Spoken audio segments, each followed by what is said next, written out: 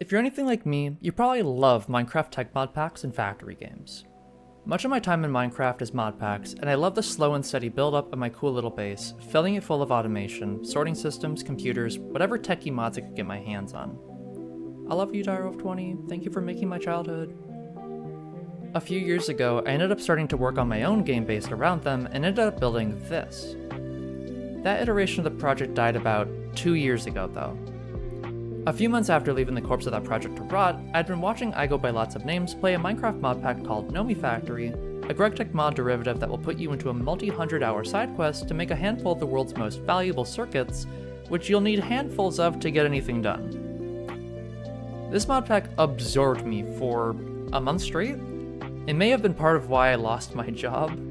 Somehow got it back. I didn't even manage to get through half the progression.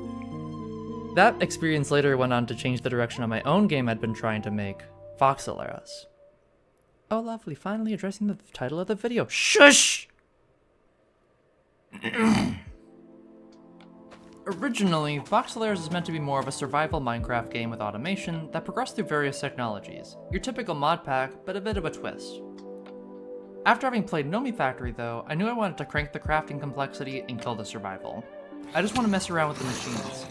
Leave me be! This meant you weren't going to get away with just some ingots for recipes. Oh, no. You're going to need to turn those ingots into rods, into screws. Take some of these rods and make them into rings, grab some more ingots, make them into plates, and then assemble your pile of parts into a single gear that you'll need 2 of alongside some more plates for a single machine frame.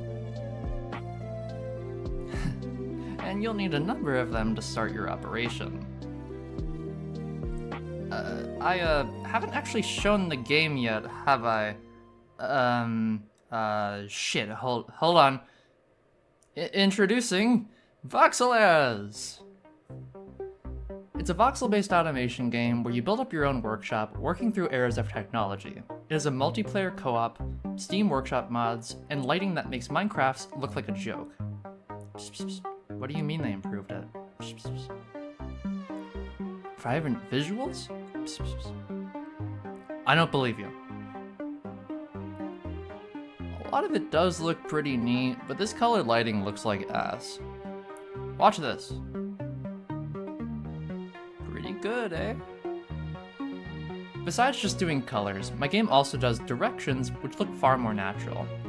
It does 7 directions of lighting calculations, positive and negative for each axis, as well as adding sun direction. I'm wanting to still improve further on it, but I'll save those details for another time. As I've mentioned before, the game is split into a series of eras. The way to actually progress up and through them is this menu, the era menu, which is an amalgamation of Factorio's tech tree and modern Minecraft quest books. A guide sort of thing that allows you to progress by completing tasks. Things like picking up, placing, or crafting various items and constructs will give you new recipes, machines, and reveal further unlocks. I felt this was better than letting you just keep going through the technologies like in Factorio, since you just kind of keep queuing up things and constantly feel behind. To further help with this, the tech tree has a fog of war, so you only can see a bit ahead of what you're currently working on, kind of avoiding the feeling of, I'll wait till I get the next better thing. You begin in the Nomad era. This era is all about settling down a starter camp into something with the ability to do some basic manufacturing. After punching the ground for some ores, you'll be setting up a handful of crafters, which will provide you with the means to dive deeper into progression. Clockwork devices are generally out of reach at this point, but you'll find a clockwork drill and some pipes in the progression tree, which will let you stop breaking your hands and get some basic automation going. Although, this isn't very automatic now, is it? You still need to wind them by hand. Well, that's where the clockwork era comes in. With the power of the winder, the Clockwork Era provides you the ability to fully automate mining, crafting, collecting, and chopping with an array of machines, really getting into the meat of the game and letting you stretch your wings. These new machines of course come at a price, including needing to fuel the winder, but a number of them double their output, making them quite worthwhile. This is where a lot of those tiny bits and parts come into play. Most of these machines serve a very small, well-defined purpose. Hammers make raw materials into plates, lathes make raw materials into rods and rods into screws, benders turn plates and rods into tubes and rings, the grinder turns things to dust while the mixer mixes dusts. Besides a series of crafters though, you'll also find machines like the vacuum, chopper, and planter which allow you to set up your own tree farms.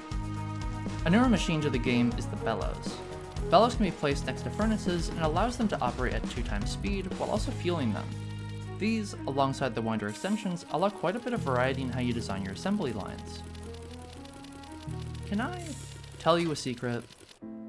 Voxelars has been the center of my world for nearing 2 years, with my literal blood, sweat, tears, and soul being poured into it, with even more years before it getting to the point where I knew what I wanted to make and had the ability to make it. This very YouTube channel was rebooted during the process of me learning how to write in Rust, a predictable, fast, anti-folk gun programming language that I've written various love letters of various qualities that I shared while I was figuring out how to bring my idea of Voxelars from C# to Rust. I released Voxelars on Steam in early access about 8 months ago, the summer of 2025, and since then have released 7 major updates and a critical launch day hotfix because you'd crash in the first few minutes of playing the game because breaking coal ore would crash your game. Admittedly, at launch, the game was pretty short of content, but it ended up launching at the time anyways, since Steam's Automation Fest looked too good to pass up, and I felt even if I abandoned the game the next day, that Voxelar's engine had the needed pieces to allow modders to continue enjoying the game, regardless of what I did. I don't regret doing that, even if it may not have been the easiest path for me to take, as I ended up being able to tackle feedback that trickled in while I continued working on the core gameplay loop. If I had stuck in development for another 6 months and released it today instead, I think I'd have a far worse game. So, where's the game going? Voxelars is going to continue to be updated as time goes on, and at the end of it all, I'd like to have somewhere around 7 total eras. Nomad, Clockwork, Steam, Electrical, Chemical, Atomic, and Future. As of now, I'm working on bringing the Steam era to the game, which will introduce fluid mechanics as well as an arsenal of new machines to use with it. I've been focusing a lot of my time post-launch filling out the game to feel more complete and polished, while also getting the custom game engine up to snuff to manage the growing scale of people's builds. Am I going to be done anytime soon? No, but I do hope you'll join me on the journey. Progress awaits you. If I interested you in Voxelars, I'd appreciate if you wishlisted or even bought the game on Steam. If you have any thoughts on the game, like what you'd want to see, or have questions about it, feel free to leave them in a comment below and I'll reply to it. This wouldn't be possible without the support I've gotten from all my wonderful players, as well as these nerds who have paid me for a year via Patreon or YouTube memberships that have been mentioned in 0 videos. Maybe I should try uploading more than once a year in this kind of video format. Okay, bye!